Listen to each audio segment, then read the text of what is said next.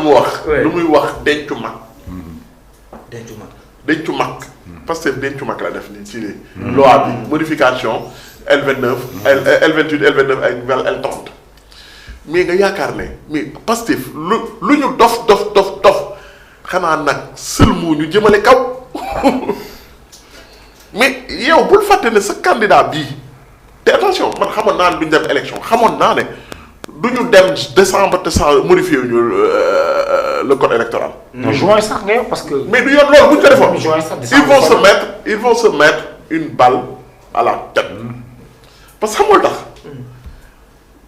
yàlla li mu leen jox ci assemblée bi 130 députés ñu mën a négocier ñu mën a modifier loi simple comme loi constitutionnelle bu ñu seetaanee ba ëllëg ñu ñëw au mois de janvier wala kii tas assemblée nationale. juin 6 juin. non c'est pas le 6 juin. 2 ans yi kañ la. non 2 ans yi kii la 2 ans yi janvier la 11 janvier. c'est pas au mois de juin. non c'est 11 janvier. élection décembre la woon décembre la woon ñoom ñu jël investir leen. mois de janvier. lañ jël fonction les députés ont pris fonction. le 11 janvier xam nga le 9 janvier. donc le 9 le 10 le 11. yooyu ñetti jours yooyu la. ok te selon la jurisprudence du conseil constitutionnel bu leen fàtte l'avis du conseil constitutionnel sur la dissolution de l'Assemblée nationale. bi ko Diomaye laajee daf leen ne doo leen assemblée nationale bi pour nga tas ko parce que bu leen fàtte Diomaye def la laajoon ne leen kañ laa ko mën a tas jour bi ñu leen falee wala jour bi ñu jëlee service. assemblée conseil constitutionnel tontu ne leen jour bi ñu jëlee service. ngeen ko mën a tas. ci la mandat bi commencé jour bi mandat bi commencé. donc ñoom du ñu bàyyi fii ba janvier te changé wu ñu lépp lu ñu mën a changé ci loi te loolu bu ñu ko defee gis nga am na yoo xamante ni. parce que tout le monde ñëpp xam nañ ne Ousmane Sonko a le droit d'être candidat loolu moom tous les juristes sérieux mais le droit dans nos pays là c'est pas une question de juriste ou bien c'est pas une question de c'est d'abord une question politique. waaw politiciens yi suñ doon bàyyi juste le juriste di lire le juge di lire le droit du am problème. mais le juge est toujours influencé loolu la moom professeur Ismaïla Madior di wax naan réal juridique dañuy am influence léegi nag Pastef saawaay bi nga amee doole ngay defar parce que yàlla rek xam nga mën nañ jàpp ne su njort Pastef mën na amaat majorité mais loo mën ci boobu li nga mën ci ren moo ko ëpp moo gën. bii moo gën a sûr bi nga yore si doon nga xam ne kenn ci à 130 députés. doo am entrave.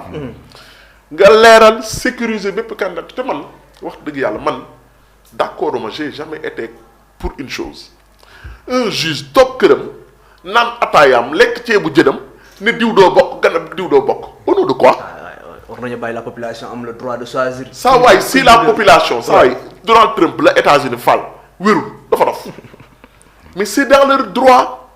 Le peuple a toujours raison même s'il a tort il a raison d'avoir tort saa waay tu peux beau diaboliser Ousmane Sonko tu peux le traiter de tous les noms d'oiseaux mais n'empêche si le peuple décide que ne Ousmane Sonko moo ñu war a jiite mais da nga ko war a accepter.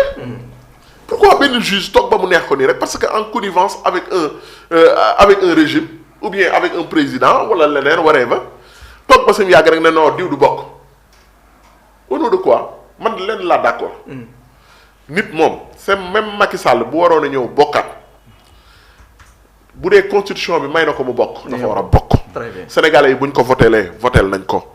waaye toog ba mu neex on donne les super pouvoirs les pouvoirs de Dieu à un juge. Le destin de 20 millions de Sénégalais.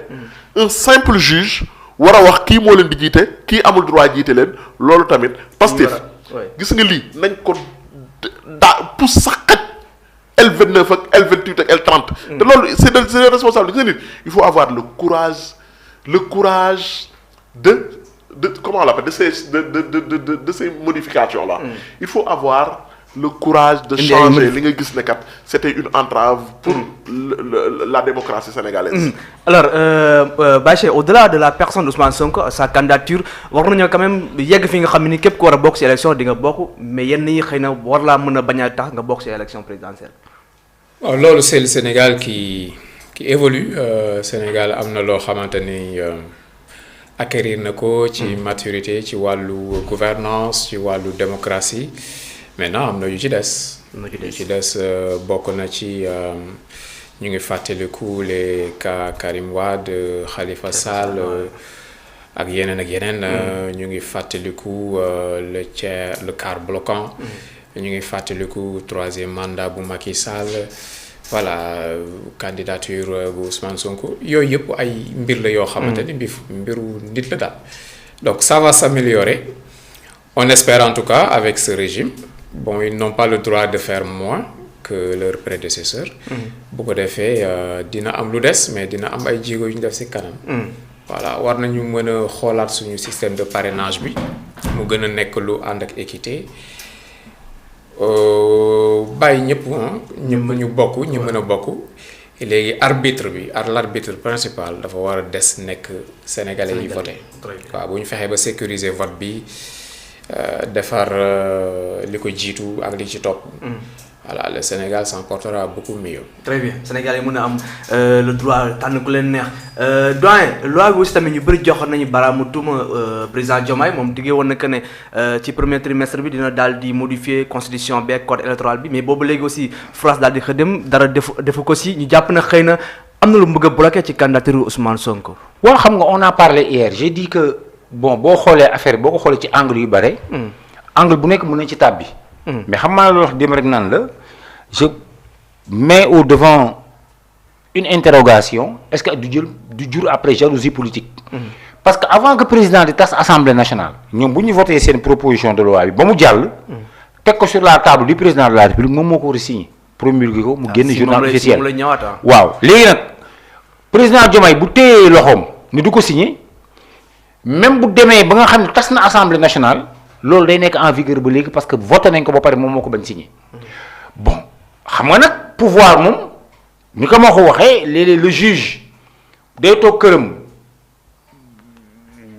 añ naan ataayaam décider ci kii dana bokk wala kii du bokk mais juge boobu tam parfois day am ay pression nationale am ay pression lobby internationale parce que ba fi ma lay wax ak ni y a des gens yoo xam ni ils ne veulent même pas voir Ousmane Sonko en photo bu doon seen sago tey Ousmane Sonko du nekk sax gardien d'immeuble bay nekk président parce que yaakaar ni Ousmane Sonko bu nekkee président seen intérêt day menacé la preuve boo xoolee ñi nekk autour de Diomaye président ñoom ñëpp dañu xam ni Ousmane Sonko du leen jox tous te dañu bëgg a am ñu ne xaar ñu daw ci Diomaye moo gën a nooy xëy na bu ñu demee bokk foofu daañu am as tuut te dara leeru ñu ne ñi nga xam ni bokk nañu coalition Diomaye président ba léegi weer bu dee bu nekk président lañ jël ci caisse noire mu jox leen kenn xamul mais ce qui est sûr que mooy gis nañu daal ñoo xam ni ay politiciens lañu et le plus souvent dañuy jiital l'aspect alimentaire pour dem am dara parce que tey bu leen Ousmane Sonko joxoon du ñu créé Diomaye président wala duñu ci bokk ba pare y a le système du parrainage gis nga système parrainage Pape Cheikh nañ ko xoolaat d'accord naa mais ci biir xoolaat bi tamit boo bëggee ne da ngay daggaan kàdduna askan bi mais bu leen nit ñi xamul wala bu leen nit ñi mënul parrain wul mais noonu mën a nekkee candidat man Pape Amadou Gueye ma yeewu ne léegi je vais être candidat ma dem wut parrain aw ma parrain mooy lan man nangu naa yow Pape Amadou Gueye nga nekk candidat dinaa créer condition jox la sama carte nga jël sama numéro carte d'identité ñu sama carte électeur ak yeneen Sénégalais ñun bëgg nañu yow nga nekk candidat élection présidentielle ñu ne ma léegi laaj nañ lu junne ma dem ci Sénégalais yi mënuma am junne ba pare bëgg nekk candidat et ça va coûter combien à truc maintenant système bi nag di gis koo xam ne laaj nañ ko junne mu am junne Abdourahmane si sama junne yooyu am na ci juróomi téeméer parce que Sénégal yi ku leen neex la ñuy parrainé day gis benn Sénégalais boo xam ne day parrainé fukki candidat loolu nag moo tax système bi maanaam technique de parrainage bi boobu rek la ñu war a xoolaat parce que yi fi jaar day gis koo xam ni dañ la naan ku mel ni Bougane nekkoon na fi candidat ñu ne ko noonu sa ay parrain motul wala des choses comme ça te xam nga loolu c'est inadmissible lu mu bon Bougane demoon na élection locale am ay nit ko topp ainsi lu mu bon nombre parrain li ñu laaj Bougane nag wax dëgg yàlla war yow Abdourahmane sax war nga ko mën a am mais chevauchement boobu am ci parrainage yooyu tamit le format technique ci parrainage bi. nañ ko xoolaat ak seen système ordinateur yooyu. maintenant Pastef nag téye nañu loo xam ni kenn téyewu ko mais l'un dans l'autre. nee naa la élément d'appréciation juridique yi nga xam ni ministère de l'intérieur day indi ay éléments